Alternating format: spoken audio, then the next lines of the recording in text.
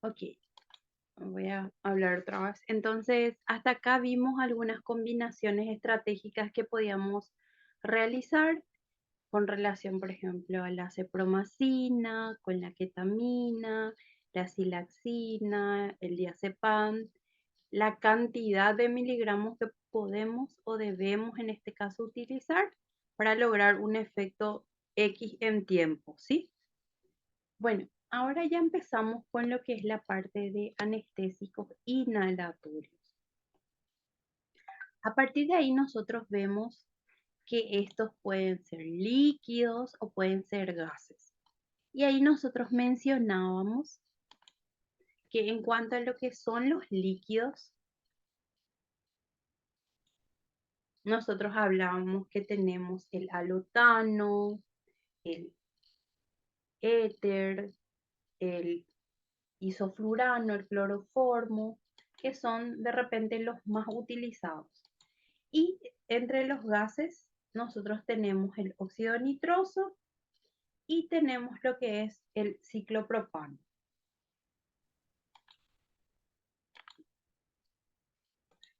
Un ratito le voy admitiendo a sus compañeros.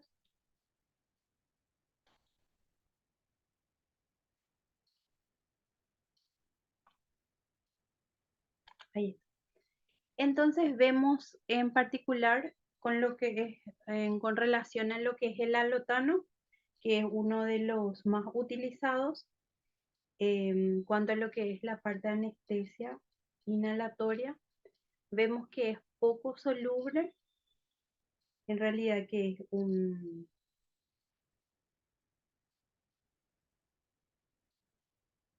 hidrocarburo halogenado. Nosotros encontramos, eso es lo que les iba a decir y me quedé colgada, que produce cierto grado de depresión sobre lo que es el sistema nervioso central.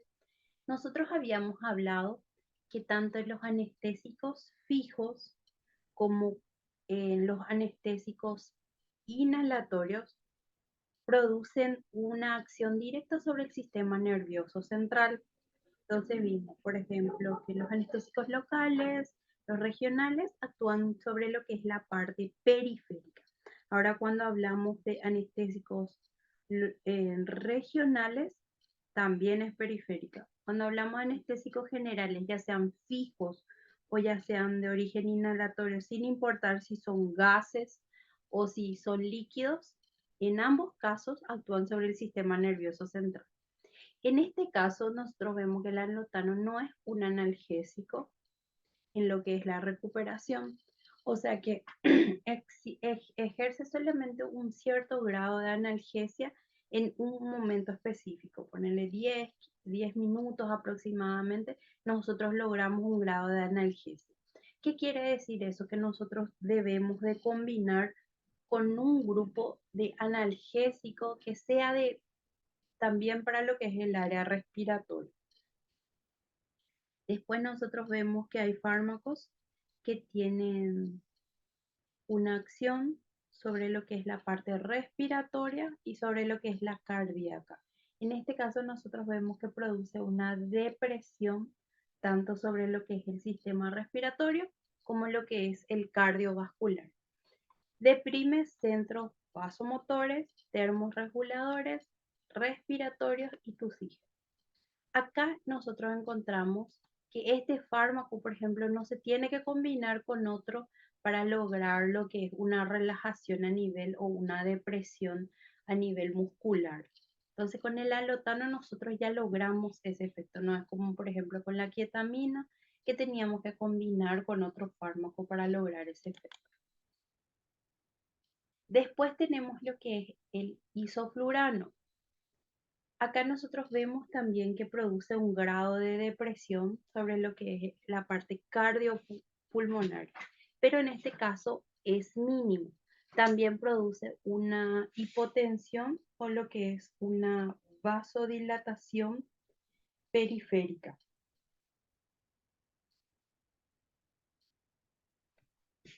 No es hepatotóxico y traspasa lo que es la barrera eh, transplacentaria.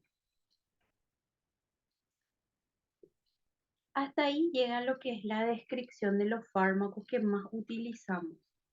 Después ya empezamos a hablar un poquito de lo que son los accidentes que podemos encontrar en lo que es la anestesia general y la forma de tratar. Los anestésicos, aunque no es la característica que nosotros deseamos, tienen un grado de depresión sobre lo que es el sistema respiratorio y también el sistema cardiovascular. A partir de ahí nosotros vemos estos detalles. Hay que tener siempre presentes ciertos principios en lo que son las prácticas de anestésica básica. Nosotros tenemos que ver el estado fisiológico en el que se encuentra nuestro paciente, sus funciones vitales, cómo están en el momento o antes de ingresar a lo que es la cirugía, porque sabemos que se van a modificar esos valores. Ahora, lo que ya mencioné hace rato, yo les había dicho que nosotros, no importa si tenemos una cirugía de mínimo riesgo, así como sea una cirugía de alto riesgo, en ambos casos nosotros le tenemos que hacer firmar un consentimiento al propietario, valga la redundancia, de nuestro paciente.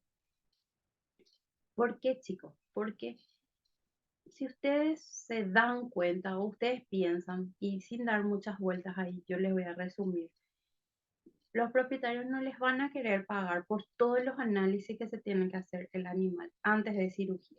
Entonces mejor nomás le hacen firmar un consentimiento en caso de que pase algo en cirugía, que ustedes no tengan problemas legales. El anestesista debe actuar siempre en coordinación con el cirujano. El anestesista es el que manda durante la cirugía, muy por el contrario de lo que se piensa. El cirujano simplemente obedece.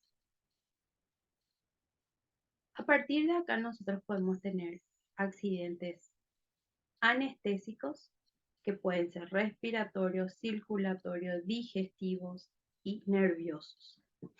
Nosotros con perros y gatos no tenemos muchos problemas con la parte digestiva.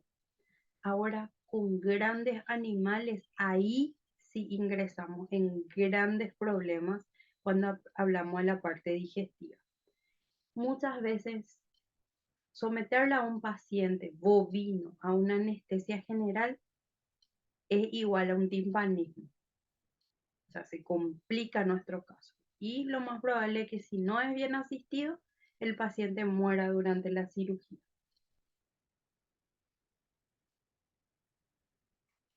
Es por eso, chicos, que en grandes animales se opta más por los diferentes tipos de anestesia o las diferentes opciones de lo que es la anestesia general.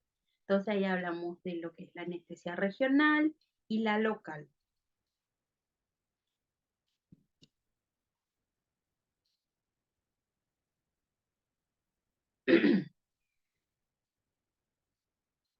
Nosotros encontramos que, por ejemplo, los problemas respiratorios se presentan con mayor frecuencia cuando se trabaja, por ejemplo, con agentes inhalantes. ¿Qué vemos? Por ejemplo, complicaciones en el momento de la intubación. También podemos ver que nuestro paciente empieza a toser, puede tener una apnea transitoria, puede tener apnea permanente. Entonces lo que podemos utilizar son agentes analépticos.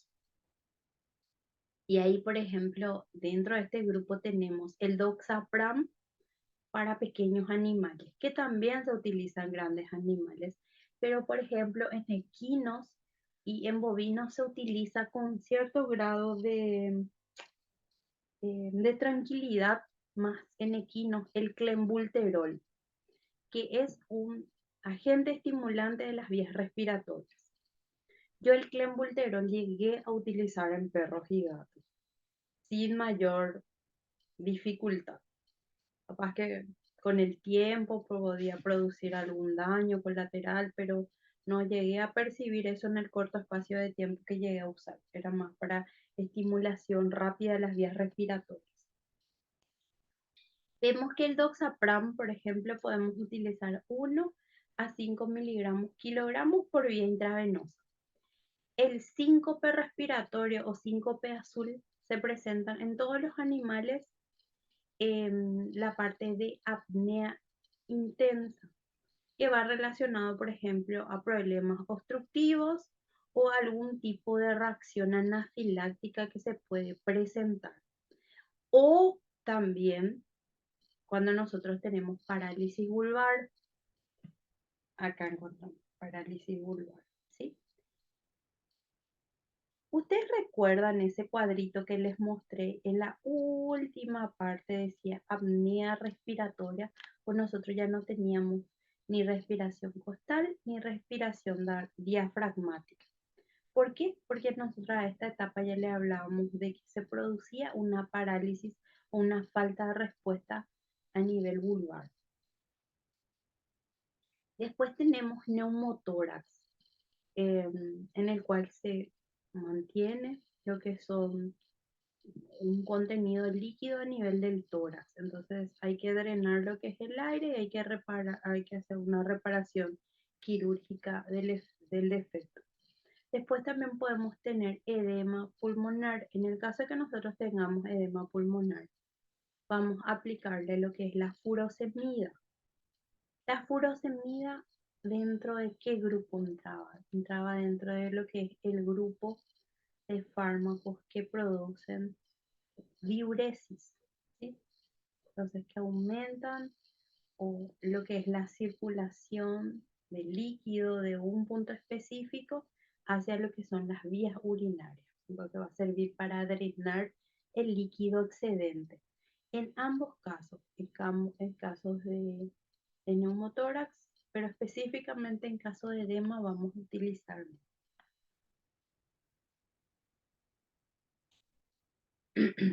Perdón.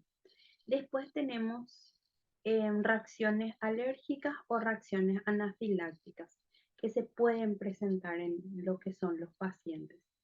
Em, Algo que me llamó mucho la atención en estos días justamente es la forma, no sé si alguien logró estar en la charla del día de ayer que hizo el doctor Scapini, si alguien pudo participar.